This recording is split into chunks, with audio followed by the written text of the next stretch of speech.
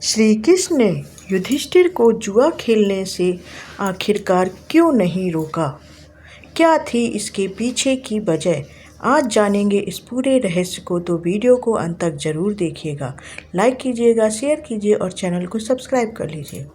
शकुनी की तरह साथ ही दे देते कई लोगों के मन में यह सवाल उठता है कि भगवान श्री कृष्ण द्रौपदी के चीरहरण के पहले ही उसे बचा सकते थे। उससे पहले श्री कृष्ण ने युधिष्ठिर को जुआ खेलने से रोका क्यों नहीं?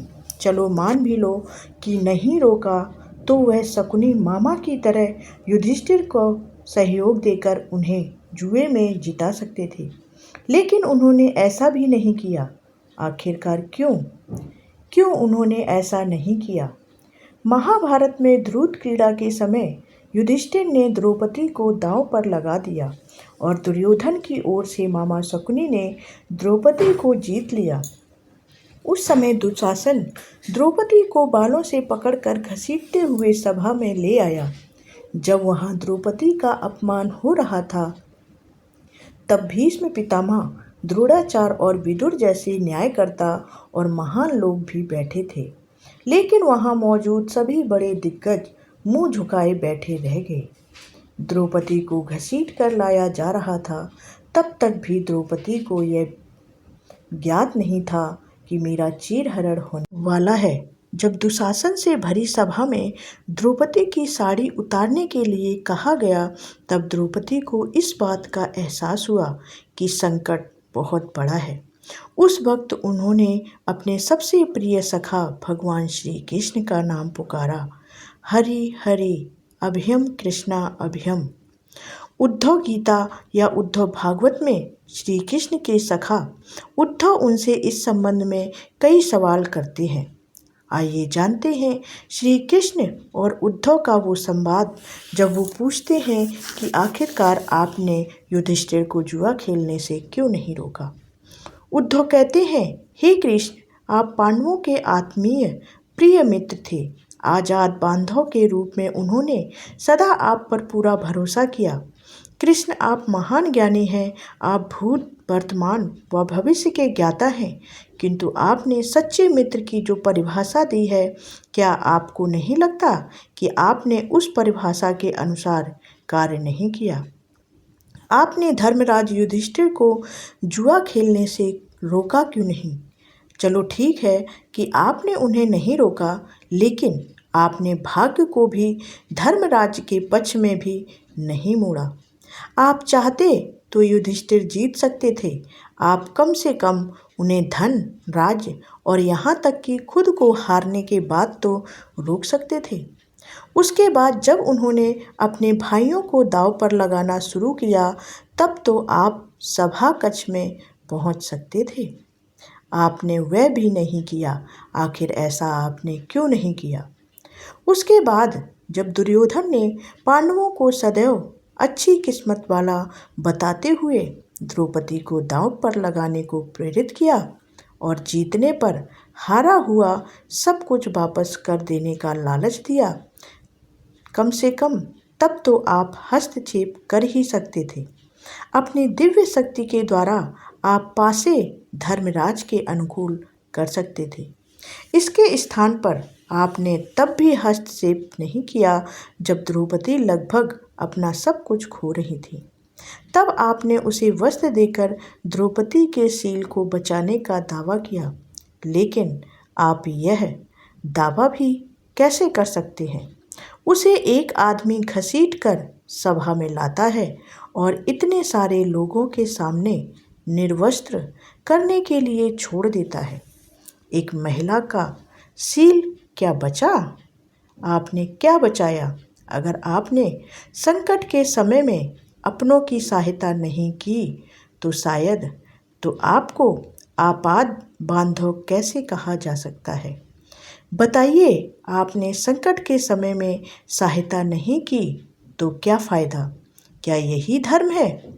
इन प्रश्नों को पूछते पूछते उद्धव का गला रुंध गया और उनकी आंखों से आंसू बहने लगे।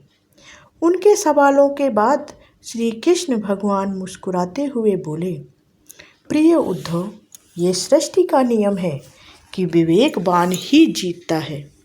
उस समय दुर्योधन के पास विवेक था, धर्मराज युधिष्ठिर के पास नहीं था। यही कारण रहा कि धर्मराज पराजित हुए।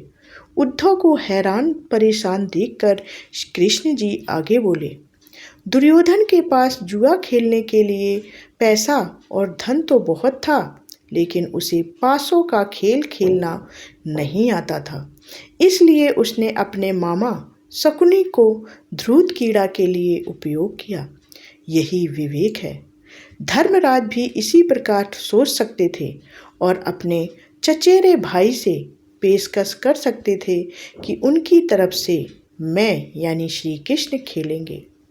जरा विचार करो कि अगर शकुनी और मैं खेलते तो कौन जीतता? पासे के अंक उसके अनुसार आते या मेरे अनुसार?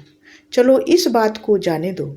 उन्होंने मुझे खेल में शामिल नहीं किया, इस बात के लिए उन्हें क्षमा किया जा सकता, लेकिन उन्होंने विवेक शून्यता से एक और बड़ी गलती की, और वह यह कि उन्होंने मुझसे प्रार्थना की कि मैं तब तक सभा कक्ष में ना जाऊं जब तक कि मुझे बुलाया ना जाए, क्योंकि वे अपने दुर्भाग्य से खेल मुझसे छुप कर खेलना चाहते थे। वे नहीं चाहते थे कि मुझे मालूम पड़े कि वे जुआ खेल रहे हैं। इस प्रकार उन्होंने मुझे अपनी प्रार्थना से बांध दिया, मुझे सभा कक्ष में आने की अनुमति नहीं दी। इसके बाद भी मैं कक्ष के बाहर इंतजार कर रहा था कि कब कोई मुझे बुलाता है।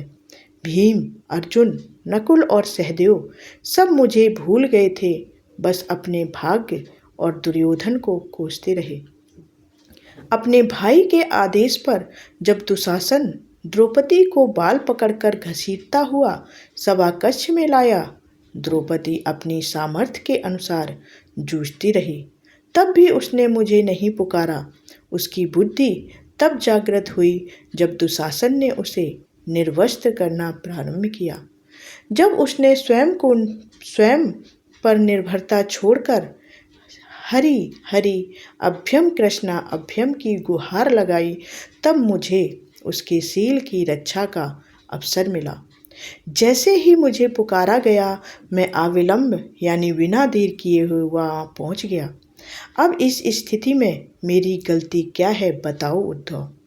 उद्धव जी बोले, कहना आपका स्पष्टीकरण प्रभावशाली अवश्य है, किंतु मुझे पूर्ण रूप से इससे संतुष्टि नहीं हुई है।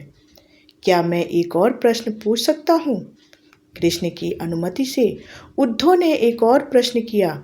इसका अर्थ यह हुआ कि आप तभी आओगे जब आपको बुलाया जाएगा। क्या संकट से घिरे अपने भक्त की मदद करने आप स्वयं नहीं आओगे? कृष्ण जी मुस्कुराए और बोले, उद्धव, इस सृष्टि में हर एक का जीवन उसके स्वयं के कर्मफल के आधार पर संचालित होता है। ना तो मैं इसे चलाता हूँ और ना ही इसमें कोई हस्तक्षेप करता हूँ। मैं केवल एक साक्षी हूँ। मैं सदैव तुम्हारे नज़दीक रहकर जो हो रहा है उसे देखता हूँ। यही ईश्वर का धर्म है। उल्हाना देते हुए उद्धव ने पूछा, वाह वाह, बहुत अच्छा कृष्ण, तो इसका अर्थ यह हुआ कि आप हमारे समीप खड़े रहकर हमारे सभी दुष्कर्म का निरीक्षण करते रहेंगे। हम पाप पर पाप करते रहेंगे और आप हमें साक्षी बनकर देखते रहेंगे। आप क्या चाहते हैं कि हम भूल करते रहें, पाप की गठरी बांधते रहें और उसका फल भुगतते रहें? तब कृष्ण जी बोले, उद्धव, तुम शब्दों के गहरे अर्थ को समझो। जब तुम समझकर अनुभव कर लोगे कि मैं तुम्हारे समीप साक्षी के रूप में हर पल हूँ, तो क्या तुम कुछ भी गलत या बुरा कर सकोगे? तुम निश्चित रूप से कुछ भी बुरा नहीं कर सकोगे। जब तुम यह भूल जाते हो और यह समझने लगते हो कि मुझसे छुपकर कुछ भी कर सकते हो, तब ही तुम कठिनाइयों में फंसते हो।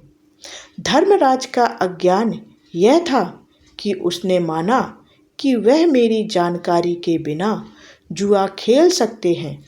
अगर उन्होंने यह समझ लिया होता कि मैं प्रत्येक के साथ हर समय साक्षी रूप में उपस्थित हूँ, तो क्या खेल का रूप कुछ और नहीं होता?